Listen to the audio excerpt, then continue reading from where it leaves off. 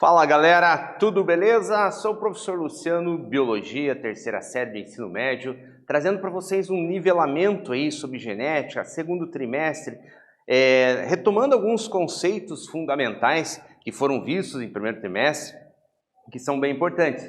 Quais são os objetivos dessa aula de hoje, gente? Relembrar esses conceitos básicos, né, para o estudo de genética, que eles vão aprofundando cada vez mais, e é importante que a gente esteja sempre ciente lá da base, lá do início, que a gente volte e relembre esses conceitos, esses nomes, né? Recordar as definições desses seguintes termos especificamente para essa aula. O que é um gene, o que é um alelo dominante recessivo, ok? O que é homozigoto e heterozigoto e também o que são cromossomos, né? Então, a genética é uma ciência que ela vem se aprofundando cada vez mais, tá? Ela teve, assim, um início, assim, muito disperso, né? Com cientistas pesquisando as possíveis, né, explicações para as heranças e tudo mais, né? Até que Mendel, né, teve seu trabalho com as ervilhas, isso já foi estudado também, né? Mas depois disso, né, depois que Mendel foi reconhecido, que passou bastante tempo, né, até o trabalho dele ser reconhecido. Após isso, aí sim que a genética acabou, parece que, juntando forças, unindo forças, no sentido de priorizar, né, estudos que explicassem cada vez mais profundamente cada situação ali. Beleza, gente? Uma pergunta para vocês. Por que pais e filhos possuem características físicas semelhantes e de que forma os organismos transmitem suas características para os seus filhos, tá? Quando se fala em semelhança, tá? Você não imagine assim apenas a semelhança no rosto ou no formato do corpo, ali no biotipo da pessoa. Você imagine semelhanças até com relação a tipo sanguíneo, coisas assim que não são visíveis para nós, tá? Até mesmo algumas pintas, algumas coisas, elas são, com certeza, muitas delas são heranças genéticas e isso pode ser estudado. De que forma essa herança, essa informação passa para os filhos, beleza? Então vamos entender aqui a importância dos genes. O DNA é a molécula responsável pela hereditariedade, tá? Onde é que está o DNA? Está dentro de cada uma das cerca de 100 trilhões de células que constituem o nosso organismo, está lá dentro do núcleo celular, tá? Ele está disperso dentro desse núcleo, tá? Lembrando que próximo ali do período de divisão celular ele se organiza em bastonetes chamados cromossomos, só para a gente lembrar ali, né? Ou seja, ele é responsável por transmitir as características de uma geração para a geração seguinte, de pais para filhos. A parte do DNA responsável por condicionar, por codificar, ou seja, né, por armazenar aquela informação, são os chamados genes. Então, você imagine uma fita gigantesca, se fosse colocar esticada assim, a gente teria quilômetros, né, de tamanho, e partes específicas dela que são os genes responsáveis por cada coisa, tá? Esses genes estão padronizados no DNA. Por exemplo, de um ser humano, ele está sempre naquela posição, independente da etnia da pessoa, independente de qualquer coisa. Aquele gene sempre está naquele local do DNA, né? E quando a gente for falar do DNA já pronto ali para o processo de reprodução, na forma de cromossomo já, ele está específico naquele lugar do cromossomo ali, tá? Podemos conceituar os genes a partir de duas perspectivas diferentes. Então, duas formas de a gente definir o que é um gene, então. A nível de genética mesmo, seria a unidade de transmissibilidade genética que responde à hereditariedade de um caráter, ok? E a nível de citogenética, é um segmento de DNA que é transcrito em RNA mensageiro, todo aquele esquema da síntese proteica, né, visto na primeira série, e traduzido sob uma forma de proteína. Como que acontece esse processo ali citogenético? O DNA tem lá os genes, a partir dali ele vai produzir a fita de RNA mensageiro, tá? Mensageiro já diz, aquele que vai levar uma mensagem, tá? Vai para o citoplasma da célula, onde o ribossomo, onde uma quantidade enorme de ribossomos estão dispersos naquele citoplasma e vai se posicionar ali para ser feito, entre aspas, a leitura daquela mensagem, do RNA mensageiro. Com isso tem a ação do RNA transportador, trazendo os aminoácidos, que vão se ligando, formando daí, no caso, uma proteína. A proteína pronta, ela vai lá cumprir sua função, como proteína de constituição primária, secundária, terciária, quaternária, conforme o tipo ali, tá? Mas tudo depende da informação contida no DNA, ok? Muito bem, gente. E o que são alelos, tá? Vamos lembrar o que são alelos a partir daí. Dizemos que alelos são um ou outro genes responsável pelo mesmo caráter hereditário e que se encontram em cromossomos homólogos. Aí uma definição clássica para ficar fácil a gente lembrar. Variações de um mesmo gene, eu acho que fica mais fácil você lembrar assim. Então você vai ter o gene A, dependente do que esse A, né, hipotético aqui esse A, ele determina uma característica. A gente vai ter um alelo desse gene que veio do pai e um que veio da mãe, tá? Eles estão em cromossomos homólogos, ou seja, naquele par do mesmo tipo de cromossomo, tá? O alelo A maiúsculo, por exemplo, está no cromossomo da esquerda e o minúsculo está no da direita, não, ou vice-versa, ou os dois maiúsculos, assim, é só um exemplo que eu estou dando para vocês. Esses são alelos.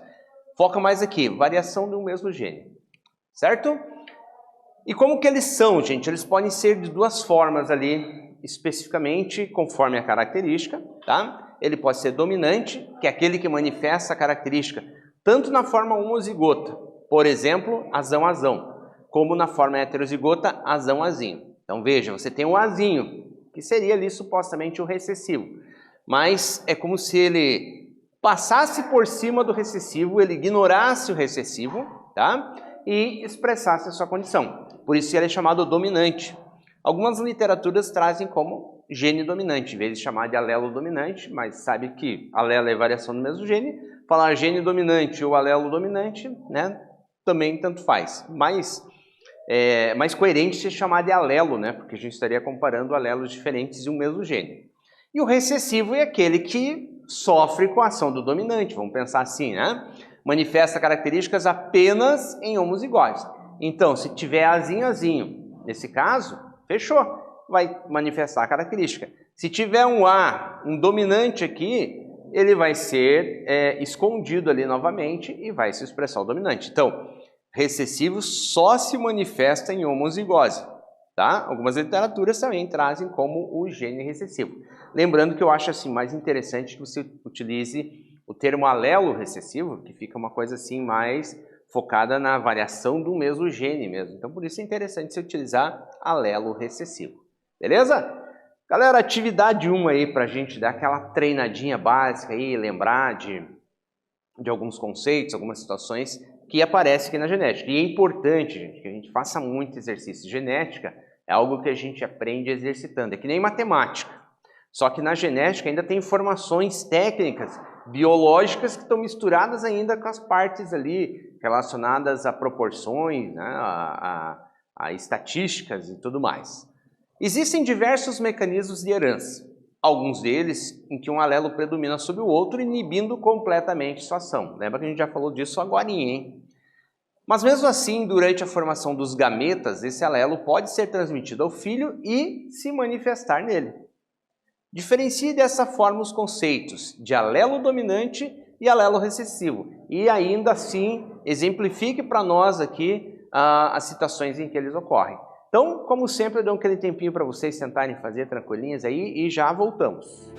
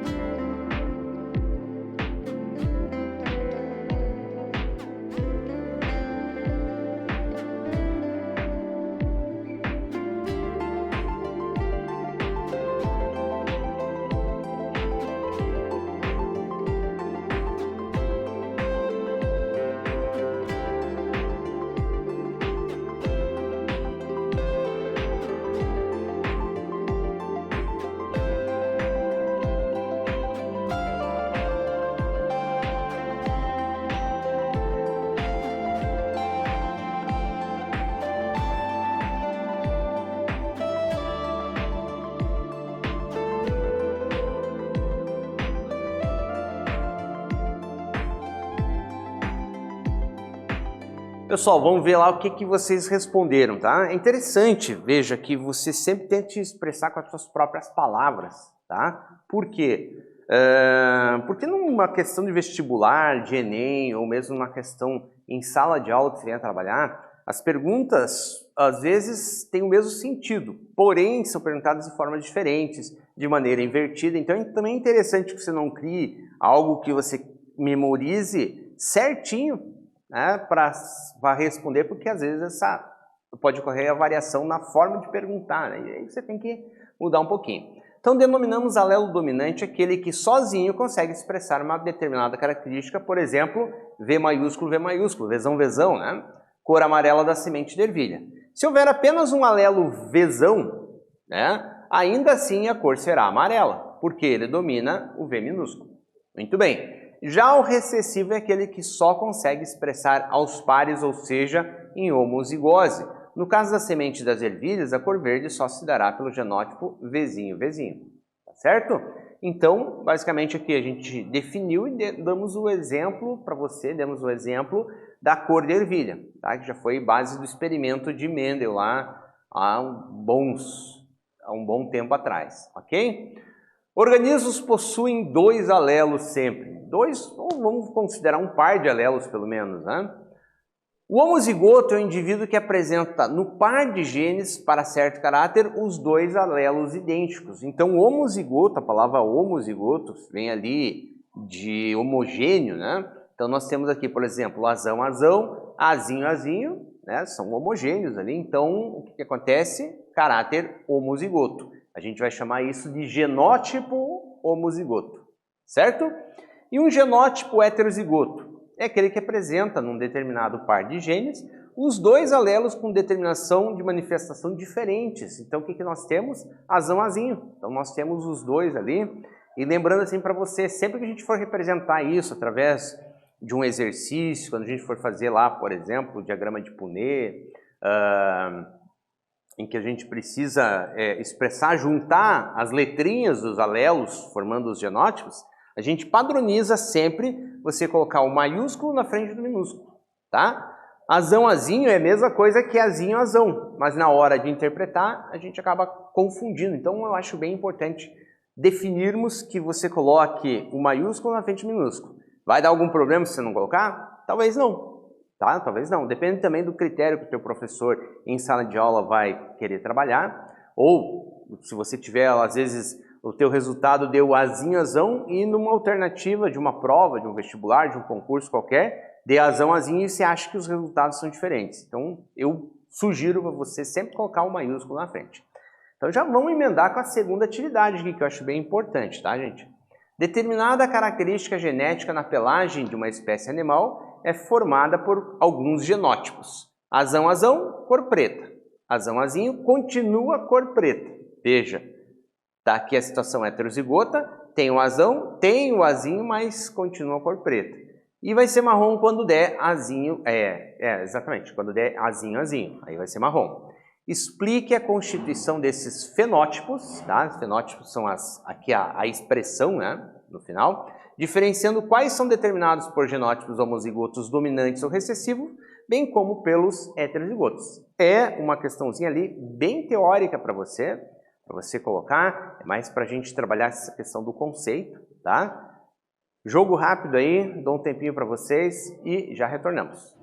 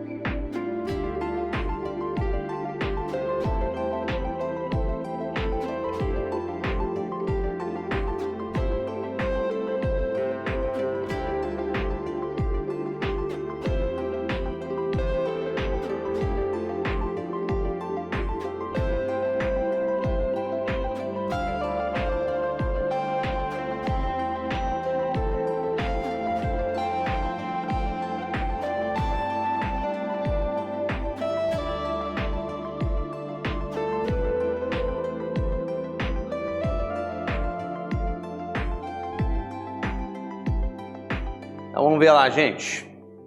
A cor preta na pelagem desse animal é determinada pelo genótipo homozigoto dominante ou pelo heterozigoto. Veja, o azão é dominante sobre o azinho nesse caso, conforme for falado ali, tá? O azão determina o preto, o azinho determina o marrom. Mas mesmo na situação em que você tem os dois juntos, o preto com o marrom, predomina qual? O preto, tá? A gente vai chamar esse de heterozigoto, porque a gente está trabalhando com expressões diferentes do mesmo gene. E aqui nós estamos com o genótipo homozigoto. É dominante porque é azão-azão. Agora, por outro lado, a coloração marrom se dá para o genótipo homozigoto recessivo, azinho-azinho.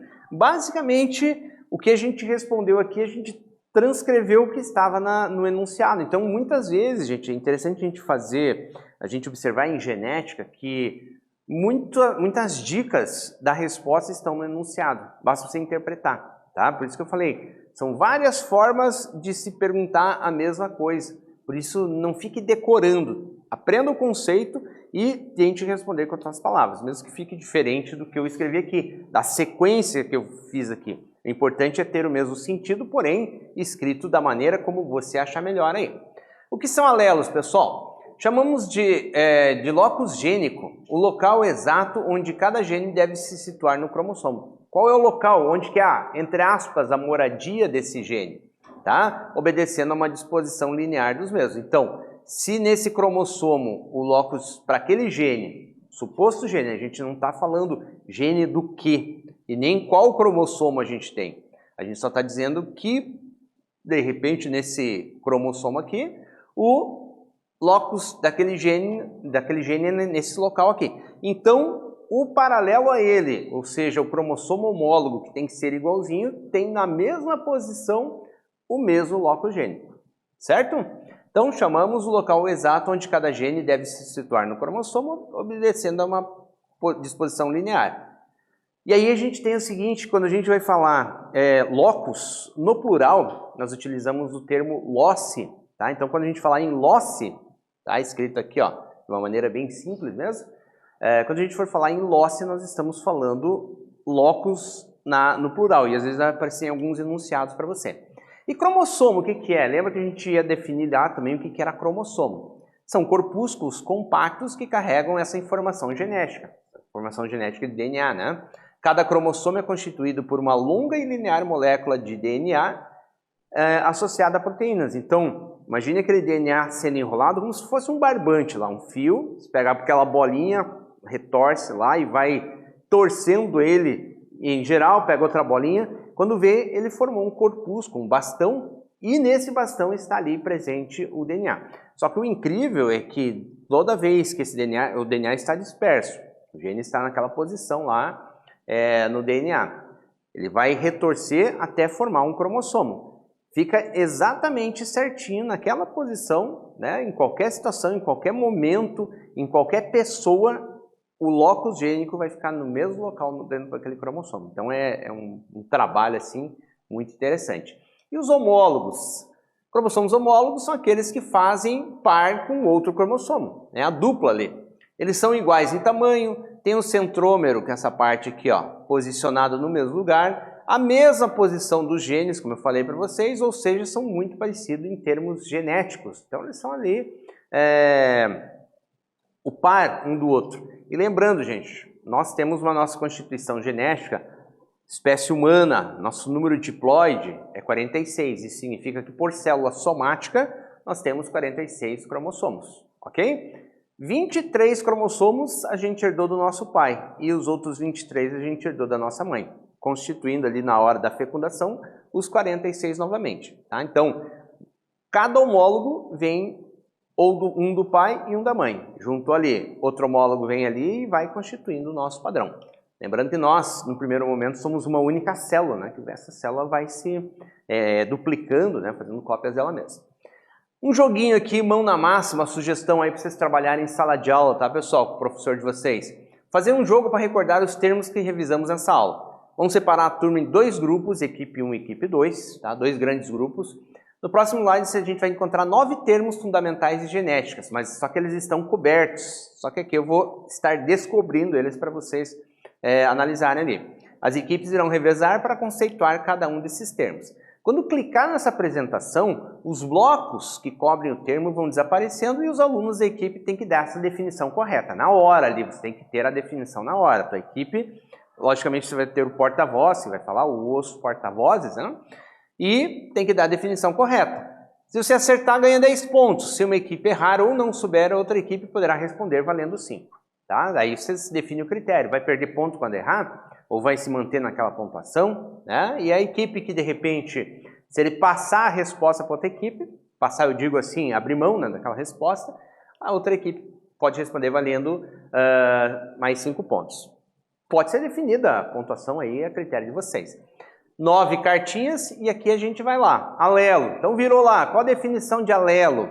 Qual a definição de locus gênico, de homozigoto, de cromossomos homólogos, de gene, de alelo dominante, de alelo recessivo, que mais? De heterozigoto, de gene, né, a nível de citogenética, gene a nível de genética e gene a nível de citogenética. E responder rapidinho. Por isso, às vezes, se o professor lá falar para vocês que não pode ter nenhum material de consulta, você tem que se agilizar, tem que saber responder com as próprias palavras.